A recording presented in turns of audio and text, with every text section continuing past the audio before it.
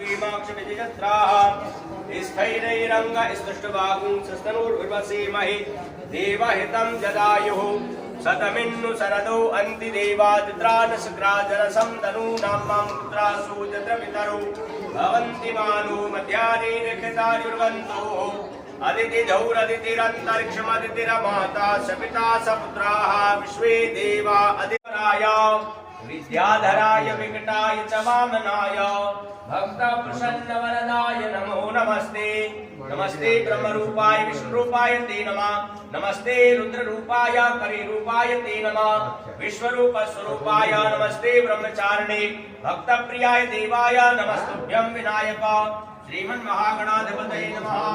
प्रथमं शैलपुत्री च द्वितीयं ब्रह्मचारिणी तृतीयं चन्द्रघण्टेति पुष्पाण्डेति चतुर्थकं पंचमं स्कन्धमादेति षष्ठं कात्यायनेति च सप्तमं कालरात्रि